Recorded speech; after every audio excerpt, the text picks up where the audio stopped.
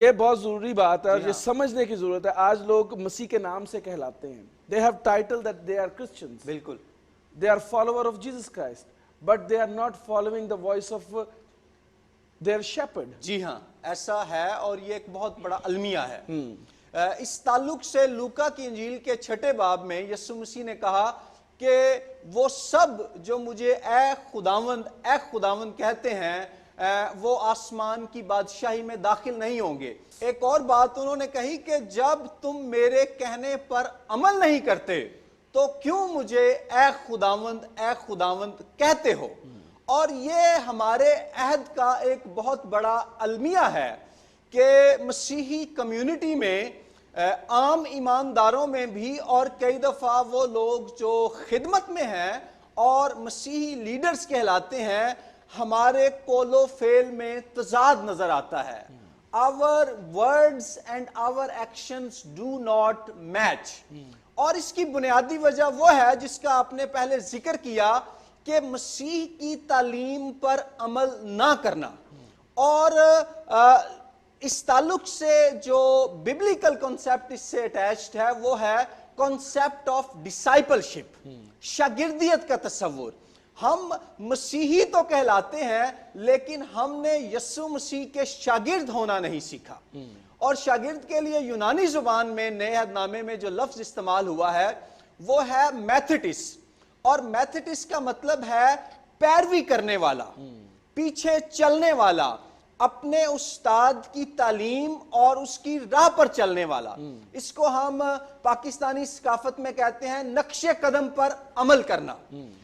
ہم نے نامی طور پر مسیح ہونے کا لیبل تو اپنے اوپر لگا لیا ہے لیکن ہر ایک مسیحی یسوع مسیح کا شاگرد نہیں ہے، بے شک، جبکہ ہر شاگرد مسیحی ہے. ضروری یہ بات بہت ضروری ہے کہ ہم صرف مسیحی نہ ہوں بلکہ اس کے شاگرد بھی ہوں. اور ارشاد اعظم کو آپ نے شروع میں کوٹ کیا تھا تو یسوع مسیح نے کہا تھا کہ پس تم جا کر متی 28 باب میں جو ہے سب قوموں کو شاگرد بناؤ. ہم نے مسیحی بنانا یا مسیحی ہونا تو سیکھا ہے لیکن شاگرد بننا نہیں سیکھا، جس کی وجہ سے ہمارے قول و فعل میں ہمارے عمل اور ہماری گفتگو میں تضاد نظر آتا ہے. بہت خوبصورت بھائی. میں بھائی صاحب یہ بھی سوچتا ہوں کہ ہم نے کرسچینٹی کو جو ہے وہ ایک پریکٹس بنا دیا ہے. We are practising Christianity not practising the gospel of Jesus Christ. ہم خداوند یسوع مسیح نے جو تعلیم دی ہے، جو انجیل ہے، اس کی پریکٹس نہیں کرتے بلکہ صرف روایات کی پریکٹس کرتے ہیں. یعنی کرسمس ہے، کرسمس سیلیبریٹ کرنا ہے کیونکہ خداوند یسوع مسیح دنیا میں آئے، ایسٹر سیلیبریٹ کرنا ہے، اور عیدیں ہیں وہ سیلیبریٹ کرنی ہے، آج یہ ہے، آج روزے ہیں، اب یہ ہے، سب کچھ ہے. لیکن what about the seeing of Jesus Christ? وہ تو تعلیم ہے ایکچوئل. یہ ایک بڑی ہی اہم بات آپ نے کہی ہے کہ ہم نے مسیحت کو بطور کلچر اپنا لیا ہے but not as a revolutionary teaching of Jesus Christ.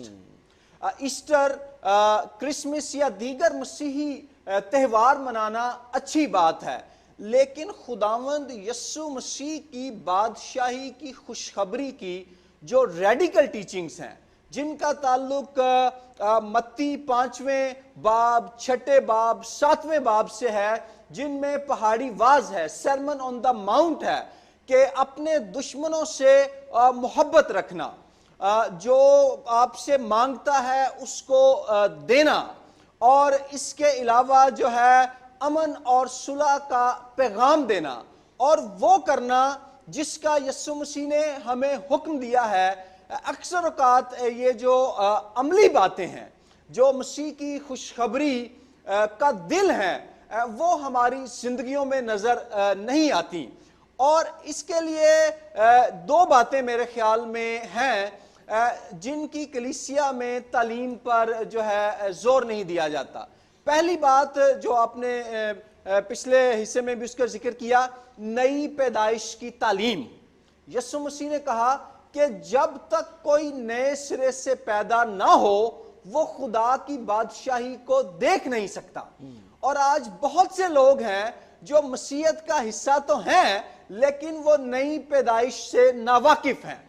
انہوں نے مسیحیت کا ٹائٹل تو لے لیا ہے لیکن نئے سرے سے پیدا ہو کر گناہ اور ظلم اور تاریکی کی بادشاہی سے آزاد ہو کر خدا کے بیٹے یسوع مسیح کی بادشاہی کا حصہ نہیں بنے. اور دوسری بات جو ہے بائبل مقدس میں وہ یہ ہے کہ روح القدس ہمیں یسوع مسیح کی باتیں یاد دلاتا اور ان پر عمل کرنے کی قوت دیتا ہے.